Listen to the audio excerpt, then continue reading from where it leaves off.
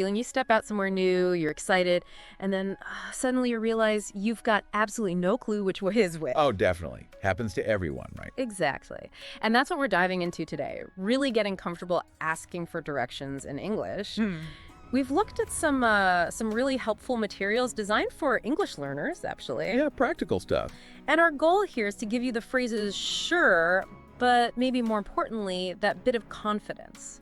So you can turn that potentially, stressful moment into something positive, a good interaction. That's such a key point. It's really not just about finding the museum or the station. Right. It's about opening doors. Yeah. Making connections, exploring more freely, just knowing how to handle these small exchanges, it genuinely makes travel better. Okay, so let's get down to it. What are those essential phrases? If you need directions, how do you sort of get the ball rolling? Where do we start? Well, a really good starting point, especially if you want to be respectful, is something a bit more formal. Like, excuse me, could you please tell me how to get to, and then you name the place. Ah, right, the excuse me and the please. Exactly. It just softens the approach, shows politeness from the start. So maybe you've just arrived, you could ask, excuse me, could you please tell me how to get to the taxi stand? Simple as that. Makes total sense. Start polite, sets a good tone. Okay, what if you have a very specific place in mind? Like a landmark or maybe a certain shop?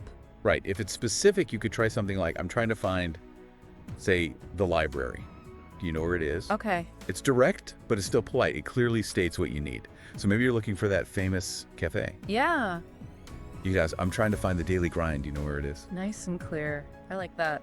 Is there another, maybe even more straightforward way? Still polite, of course. Oh, absolutely. A really common one is just, can you give me directions to place? Ah, yeah. Very common. Everyone understands it. Like, can you give me directions to the nearest substation, Got it. Now, sometimes. Sometimes you're just completely lost, right?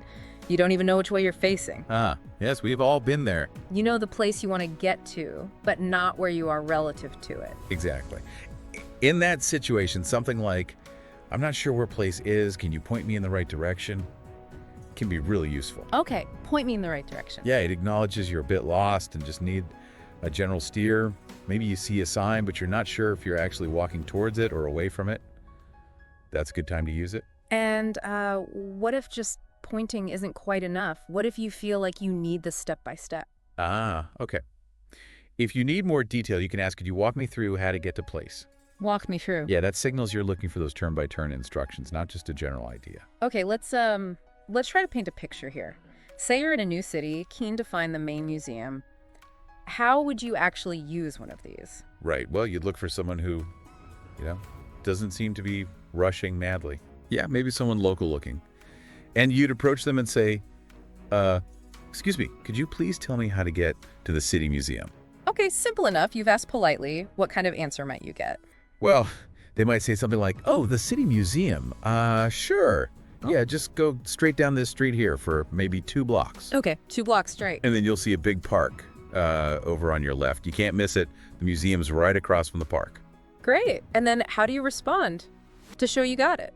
A simple, oh, thank you so much, that's really clear, works perfectly. Right. Shows you appreciate the help and confirms you understood. It's just a quick, polite exchange, but it gets you exactly what you need. Yeah, demonstrates that clarity and politeness perfectly. Okay, so you've asked the question. Now let's flip it. Understanding the answers. What are some common ways people actually give directions? Ah, good question. Sometimes, if you're really close, you'll hear, it's just around the corner. Okay, just around the corner. Meaning it's super close. Like a very short walk, maybe you can almost see it, or it's just a minute away. That's handy. It gives you that immediate sense it's nearby. What about the actual turns? The step-by-step stuff? Right, you'll often get things like go straight and then turn left, or turn right at the next traffic light. Direct instructions. Exactly, very sequential. Sometimes they might add distances, go straight for about 100 meters, then turn left. And what if you're trying to figure out, is this a quick stroll or am I in for a hike? People often estimate time. They might say, oh, it's about a 5-minute walk from here. Right. Or, it's a bit of a walk, maybe 15, 20 minutes. That gives you a sense of the time involved.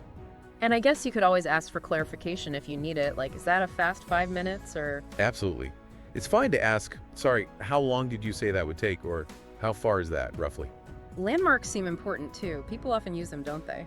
Definitely. You hear that all the time. It's next to the big blue building, or it's just opposite the main post office. So keep your eyes peeled for those. Yeah, paying attention to those big, obvious things is super helpful for getting your bearings. And sometimes people say something encouraging, right? Yes. You might hear, you can't miss it. Which usually means... It usually means it's pretty obvious, maybe a big sign, or it's right there and easy to spot. Yeah. It's meant to be reassuring, basically. Okay, great. So you've asked, they've answered, but what if you didn't quite catch it? Or you missed a key bit? How do you handle that confusion without feeling awkward? Right, that happens. The main thing is, don't feel bad about asking again. Seriously, it's fine. Okay. The simplest way is just, sorry, could you repeat that? Polite and easy. What if it was just one specific thing, like you heard turn, but missed whether it was left or right? Then you can be more specific. You could ask, sorry, did you say turn left or turn right at the lights? Ah, pinpoints the confusion. Exactly. It saves them repeating the whole thing. And sometimes seeing it helps. Totally. If you have a map, whether it's paper or on your phone, don't hesitate to ask, could you show me on the map? Good idea. People are usually quite happy to just point it out. Visuals can make a big difference. And if the main concern is just how far away it is. Just ask directly, how far is it from here? Or is it far to walk? That helps you decide, walk, bus, taxi. Makes sense. And one last check. Say you've started walking, but you get that nagging doubt. Am I still going the right way? Yeah, that little voice. What can you do? Just ask someone else along the way. A quick, excuse me, am I on the right track for the station? Or whatever your destination is. A quick confirmation. Right. Better to check early than walk for 10 minutes in the wrong direction. These are really, really useful tips for dealing with that uncertainty. Yeah. Okay, before we wrap this up, any sort of quick final tips, just general advice for asking directions well? Yeah, a couple of things. First, politeness, always. Yeah. Mention, excuse me, and please, but also just a smile, making eye contact, and a clear thank you afterwards. It really does go a long way. People generally want to help if you ask nicely. Good reminder. What else? Try to pick someone who doesn't look like they're sprinting for a train. Yeah, good point. Especially in busy places. Someone who looked approachable, maybe not in a massive hurry, and be patient. Give them a moment to think. Right. And finally, honestly, it's okay to ask again if you're still not sure.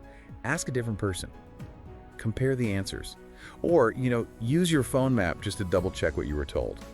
There's no shame in confirming. Absolutely. So just to kind of pull it all together, we've talked about how to ask politely in the first place. Those key phrases. How to make sense of the typical answers you might get. Yeah, the common ways people explain things. And crucially, how to sort things out if you get confused or miss something. Handling that confusion politely. And knowing these things, it's not just about the words, is it? It's about feeling more, confident when you're navigating somewhere new. Exactly. Yeah.